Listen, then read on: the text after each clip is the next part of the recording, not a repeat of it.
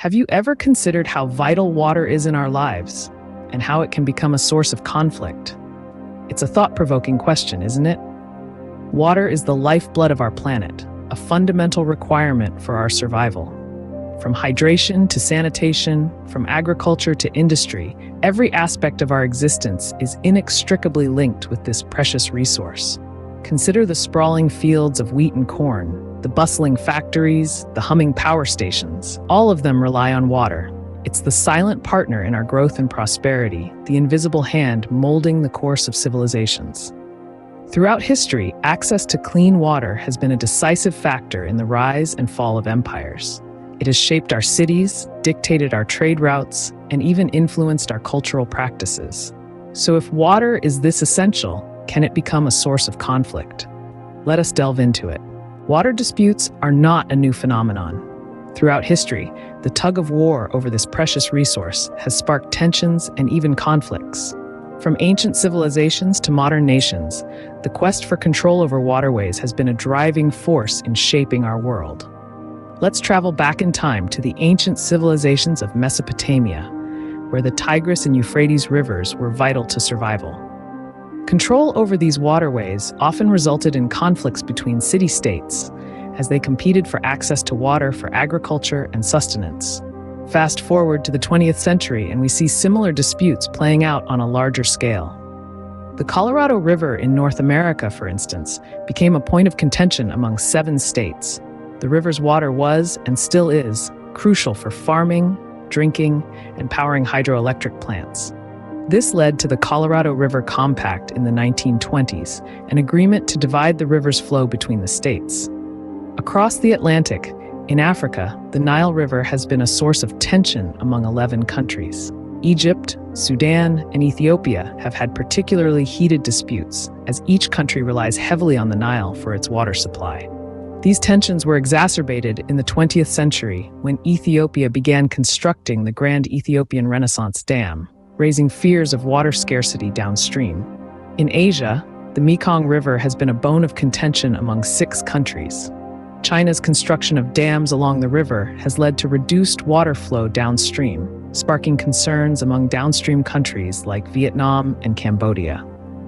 Let's not forget the Indus Water Treaty between India and Pakistan, a prime example of how water can become a geopolitical tool. Signed in the early 1960s, this treaty has been tested time and again due to political tensions between the 2 nations. As we see, water has always been a source of dispute. But what happens when these disputes escalate to a full-blown water war? The water war is not a future concept, it has already begun. Picture this: Egypt, Afghanistan, and Iran, 3 nations bound together by a shared resource, water. But instead of unity, this commonality brews tension. It's not about oil or gold anymore, it's about water, the lifeblood of civilizations. In the heart of the Middle East and North Africa, Egypt finds itself locked in a battle of wills with Ethiopia over the Grand Ethiopian Renaissance Dam, a monumental structure that threatens to reduce the Nile's water flow, Egypt's lifeline. The stakes? The survival of a nation. Meanwhile, Afghanistan, a nation already grappling with the aftermath of decades-long conflicts, now faces a new adversary: water scarcity. The Kabul River Basin, a critical water source, has become a bone of contention between Afghanistan and its neighbor Pakistan, creating yet another layer of complexity to their fraught relationship. Then there's Iran, a nation parched by persistent droughts and water mismanagement. The water crisis here has grown so severe that it has sparked protests in the streets and has even been dubbed a national security threat. Iran's struggle for water has not only strained its domestic situation, but also heightened tensions with neighboring countries over shared water bodies. These escalating tensions over water resources aren't just localized disputes, they're altering the geopolitical balance of the region. Water is becoming a tool of power and control, a means to exert influence, and a catalyst for conflict. Water disputes can inflame existing political and ethnic tensions, exacerbating instability in an already volatile region. The implications of these conflicts extend beyond the borders of these nations. They pose a threat to global security and peace, as water scarcity can lead to mass migrations, social unrest, and even war. The water war is here. and its consequences could be far-reaching. As nations grapple with the reality of dwindling water resources, the question remains, will they find a way to share this vital resource peacefully, or will the thirst for water precipitate a new era of conflict? In this water war, who are the players, and what are their stakes? Let's start with Egypt, a nation that is almost entirely dependent on the Nile for its water supply. This ancient civilization, cradled by the Nile, now finds its lifeline under threat as upstream nations seek to harness the river's waters for their own development.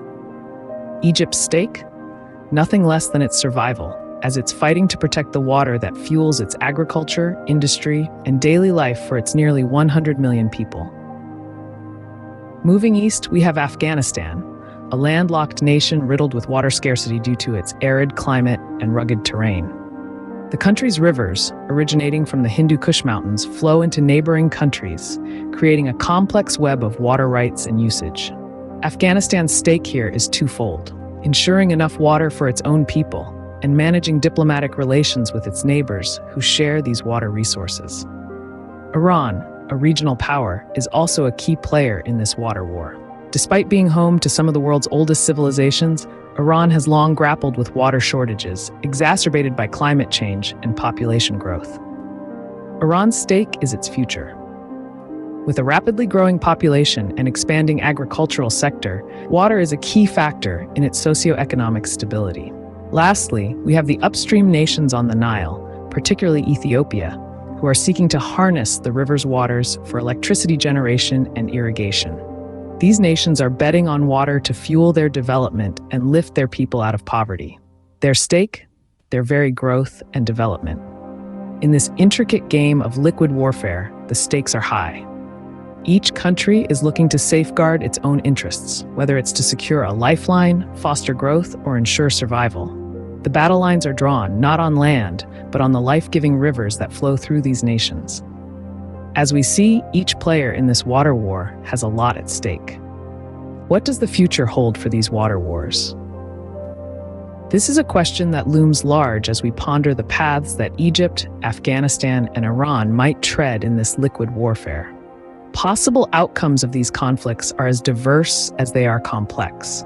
On one hand, we have the potential for escalating tensions, with nations clashing over the dwindling resource, the lifeblood of their economies and societies. The intensification of these disputes could redraw the geopolitical map, shifting alliances and power dynamics in ways we can't yet fully predict. Water might become a bargaining chip, a weapon, a cause for war. On the other hand, there's a more optimistic scenario. These conflicts could also serve as a catalyst for cooperation and innovation. After all, necessity is the mother of invention. We could see nations coming together, pooling their resources and intellect to find sustainable solutions. New technologies for water conservation and desalination could emerge, reversing the tide of these conflicts. There's also the potential for global intervention, with international bodies stepping in to mediate disputes and enforce equitable water distribution. The United Nations, for instance, could play a pivotal role in preventing these water wars. The global community, recognizing the universal importance of water, might rally to safeguard this precious resource, enacting policies and regulations to ensure its sustainable use. But whatever the outcome, one thing is certain: the importance of water in our lives will only increase. As the world's population grows and climate change intensifies, the demand for water will surge. We're entering an era where water security will be as crucial as national security, where the value of a river or a lake could rival that of oil fields. So, as we look to the future, we must recognize the urgency of this issue. The stakes are high, the clock is ticking. The future of water wars is uncertain, but one thing is clear: the importance of water in our lives will only increase. Let's hope that we choose the path of collaboration over conflict, of innovation over stagnation, in this unfolding drama of liquid warfare. Let's summarize what we've learned about water wars. We've delved into the undeniable importance of water, a resource that is not just vital for survival, but also plays a key role in agriculture, industry, and energy production. We've traced the historical perspective of water disputes, revealing a lineage of conflict that stretches back centuries, yet is becoming increasingly fraught in our modern world. We've explored the onset of water wars, identifying Egypt, Afghanistan, and Iran as key players in this emerging battlefield. We've seen how these nations and others are grappling with the reality of diminishing water resources and how this struggle could reshape the geopolitical balance in the region. Looking to the future, we've speculated on the potential escalation of these conflicts and pondered the role of diplomacy, technology, and cooperation in averting a full-scale water war. As we navigate the complexities of the 21st century, the resolution of water disputes will play a critical role in maintaining peace and stability. After all, water is not just a resource, it's the essence of life.